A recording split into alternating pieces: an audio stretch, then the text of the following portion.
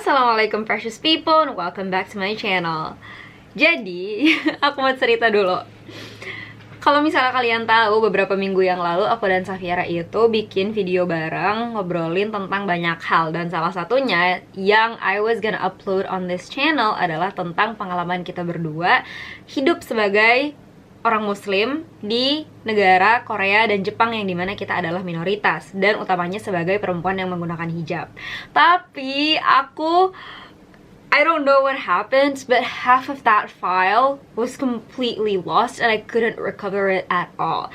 So I had to work with the other half that I have yang gak ngobrolin tentang pengalaman kita secara full. Tapi ada satu part yang ke-save alhamdulillah, yaitu tentang pengalaman kita berdua mengenakan hijab di Korea dan di Jepang. Dan semoga ini bisa bermanfaat buat kalian. So, enjoy! Halo semua, jadi nama aku Safiera, or you can call me Fira, whichever you like. Jadi sekarang aku mahasiswa di Korea Selatan, di KAIST, currently on my ongoing second year, and aku juga ada YouTube channel where I share my experiences and vlogs, so kenal.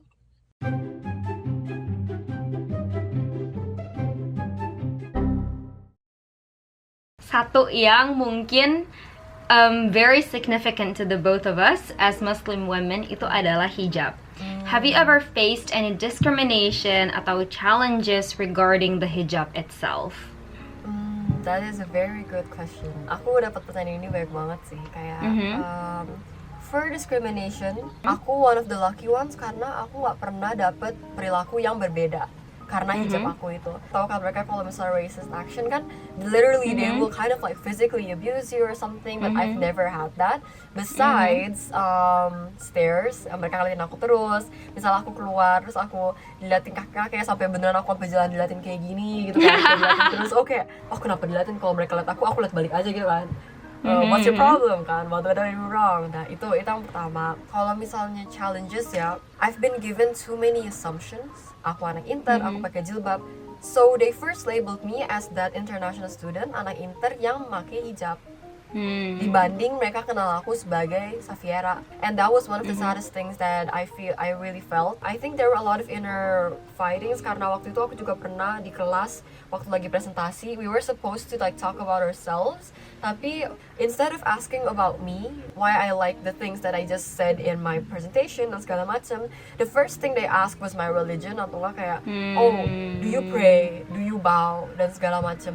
Malah temen aku banyak yang nanya, oh kamu ke Korea masih bakal ngepertahanin jilbab kamu dan segala macam, karena aku pakai jilbab tuh belum lama sebenarnya, kayak aku baru pas SMP aku baru bener-bener mau pakai jilbab gitu loh. Terus mereka kayak kaget aja gitu loh, kan di Korea kan maksudnya susah gitu loh, you might get different treatment, but it's really surprising that you chose to still use your hijab. Once they get to know me, there was nothing wrong whether I use the hijab or not. Sekarang aku gak begitu beat myself up karena it was natural. Aku masih 12 tahun, masih waktu-waktu dimana gimana pubertas lah, masih bingung tentang diri sendiri dan segala macam. Cuma I would say that my first year in that pas SMA aku di Korea itu one of the hardest time, because selain aku ngejuggle pressure itu, I had to like fight myself about my identity. Terus I had to mengenahan orang-orang staring at me, assumptions tentang mereka tentang aku. But then I realized, nah man, that's just me. Like, why would I think that I'm a burden to people? What did I do wrong? So yeah, I just try to naruh diri aku ke perspektif orang lain, kalau mereka ngeliat aku gimana dan segala macam, and then it just makes sense. So, but what I can tell is, you need time. Yes. First of all, I want to thank you for staying strong, regardless.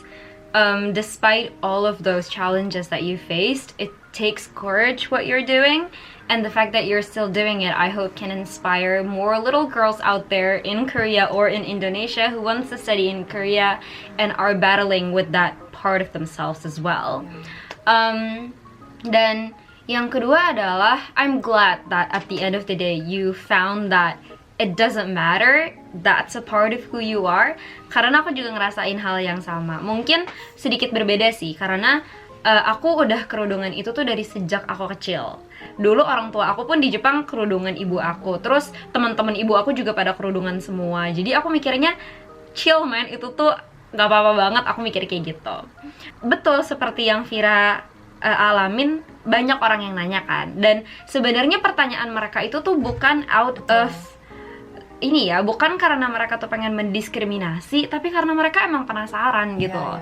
Dan menurut aku itu sih yang perlu kita ngerti, mereka tuh genuinely curious about why we're covering our head and our hair. Dan kalau misalnya kita menerima pertanyaan-pertanyaan tersebut sebagai genuine curiosity, maka menurut aku kita juga we will feel less offended. Aku inget banget, aku dulu ada kelas PE, terus lagi musim panas, terus habis itu guru PE aku sendiri yang nanya, emang nggak panas itu kerudungan? Ngerti banget dong. Terus aku punya answer default. Yang pertama adalah saya dulu besar di Indonesia, Pak. Jadi karena Indonesia udah panas, saya udah terbiasa. Itu jawaban yang pertama. Tapi jawaban yang kedua adalah, ya iyalah Pak, namanya juga musim panas, pasti panas. Aku jawab aja kayak gitu. Jadi dibercandain aja gitu. Dan mereka, selama kita responnya tuh chill, mereka juga bakal casual banget nanggepin ini semua gitu. Jadi aku juga ngerasa alhamdulillah belum pernah menerima diskriminasi atau stares maybe. Tapi aku juga pernah ngeliat ini ya, kayak obacang-obacang nenek-nenek yang ngedeketin aku, terus cantik ya scarfnya gitu. Itu yang bikin aku kayak, oh thank you gitu, karena that's what I need sometimes. Alhamdulillah I've had a pretty lucky experience as a Muslim so far, dibandingin mungkin teman-teman yang pernah didiskriminasi dikarenakan their faith. Adding to that, I feel like the way you react is very important. Jadi maksudnya apa ya, beneran gitu, kayak kalau misalnya kamu pengen jelasin. Setelah aku juga pas kelas 2 tuh, aku saking muaknya orang nanya-nanya pertanyaan aneh tentang jilbabku. Aku pas lagi speech contest pakai bahasa Korea, aku topiknya itu hijab. I literally, like aku inget banget kayak hijab. I wanna hear that. Aku inget banget judul topikku hijab mu엇인가요? Itu artinya kayak apa sih itu hijab? Kenapa sih aku pakai? Apa sih alasannya? Karena aku bener-bener tired gitu. It was like a accumulate, like to a point that I'm not even stressed yet. I'm just like, you know what? Let's just put it out there. Let's tell them.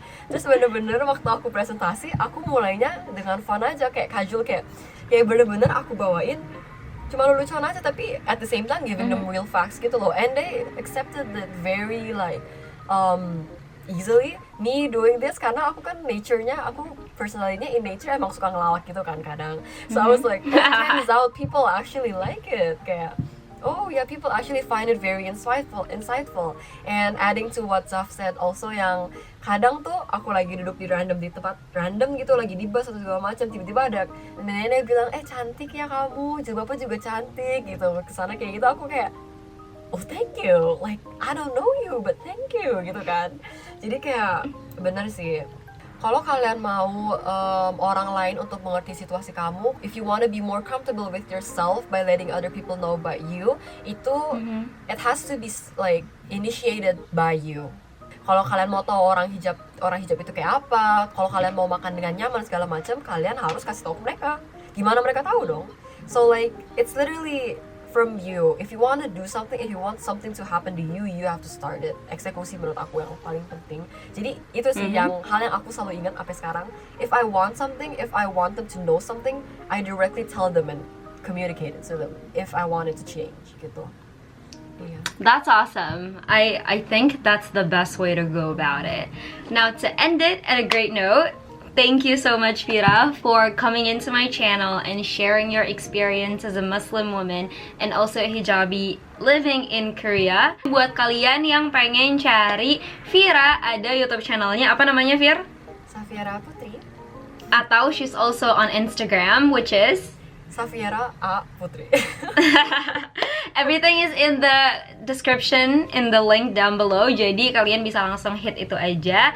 Thank you so much once again for watching, dan hopefully we will see you again very very soon. Terima kasih semuanya. Terima kasih Vira. Assalamualaikum.